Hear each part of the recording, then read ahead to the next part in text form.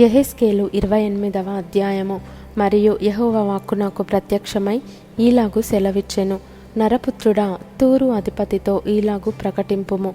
ప్రభువగు యెహోవా సెలవిచ్చినదేమనగా, గర్విష్ఠుడవై నేనొక దేవతనైనట్టు సముద్రము మధ్యను నేను ఆసీనుడనై ఉన్నాను అని నీవనుకొనుచున్నావు.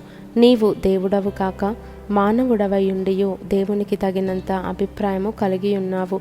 నీవు దానియేలున కంటే జ్ఞానవంతుడవు. నీకు మర్మమైనదేదియూ లేదు.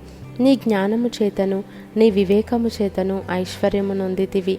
నీ ధనాగారములలోనికి వెండి బంగారములను తెచ్చుకొంటివి. నీకు కలిగిన జ్ఞానాతిశయము చేతను వర్తకము చేతను నీవు విస్తారమైన ఐశ్వర్యము సంపాదించుకొంటివి. నీకు ఐశ్వర్యము కలిగినదని నీవు గర్వించిన వాడవైతివి. కాగా ప్రభువైన యెహోవా ఈ మాట సెలవిచ్చుచున్నాడు.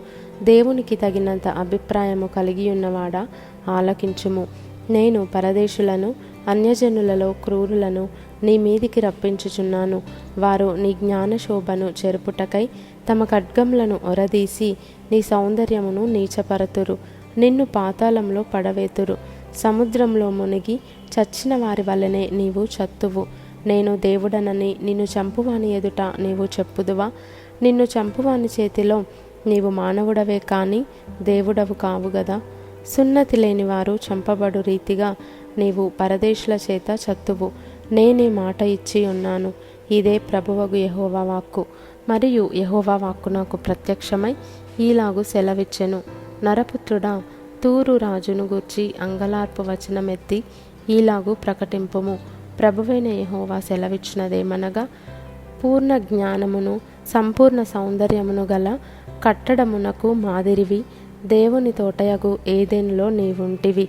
మాణిక్యము, గోమేధికము, సూర్యకాంతమని, రక్తవర్ణపు రాయి, సులిమాని రాయి, మరకతము, నీలము, పద్మరాగము, మాణిక్యము అను అమూల్య రత్నములతోనూ బంగారముతోనూ నీవు అలంకరింపబడి ఉన్నావు.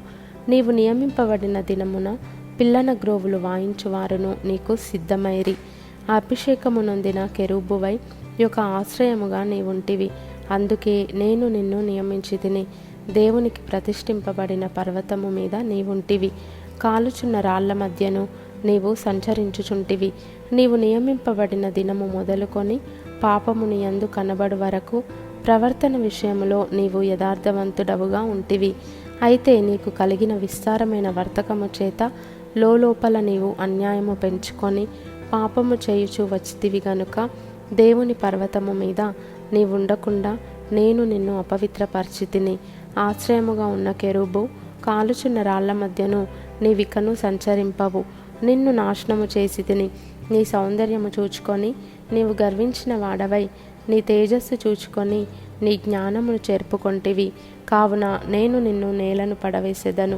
రాజులు చూచుచుండగా నిన్ను హేళనకప్పగించెదను. నీవు అన్యాయముగా వర్తకము జరిగించి కలుగజేసుకొనిన విస్తార దోషముల చేత నీవు నీ పరిశుద్ధ స్థలములను చేర్పుకొంటివి గనుక నీలో నుండి నేను అగ్ని పుట్టించెదను. అది నిన్ను కాల్చివేయును. జనులందరూ చూచుచుండగా దేశము మీద నిన్ను బూడిదగా చేసెదను. జనులలో నిన్ను ఎరిగిన వారందరూ నిన్ను గూర్చి ఆశ్చర్యపడుదురు. నీవు బొత్తిగా నాశనమై భీతికి కారణముగా ఉందువు. మరియు యెహోవా వాక్కు నాకు ప్రత్యక్షమై ఈలాగు సెలవిచ్చెను. నరపుత్రుడా, నీ ముఖమును సీదోను పట్టణం వైపు త్రిప్పుకొని దాని గూర్చి ఈ సమాచారము ప్రవచింపుము. ప్రభువగు యెహోవా సెలవిచ్చినదేమనగా, సీదోను పట్టణమా, నేను నీకు విరోధిని. నీ మధ్యను ఘనత నొందుదును. నేను దాని మధ్య తీర్పు తీర్చుచు దానిని బట్టి నన్ను పరిశుద్ధపరచుకొనగా నేను యెహోవానయున్నానని వారు తెలుసుకొందురు. నేను యెహోవానని వారు తెలుసుకొనున్నట్లు తెగులును రక్తమును దాని వీధులలోనికి పంపించుదును. నలుదిక్కులా దాని మీదికి వచ్చు ఖడ్గము చేత వారు హతులగుదురు.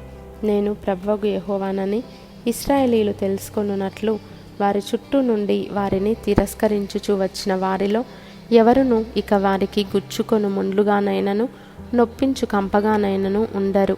ప్రభువైన యెహోవా సెలవిచ్చినదేమనగా, జనులలో చెదిరిపోయిన ఇశ్రాయేలీయులను నేను సమకూర్చి జనుల సమక్షమున వారి మధ్యను నన్ను నేను పరిశుద్ధపరచుకొందును. అప్పుడు నా సేవకుడైన యాకోబునకు నేనిచ్చిన తమ దేశంలో వారు నివసించెదరు.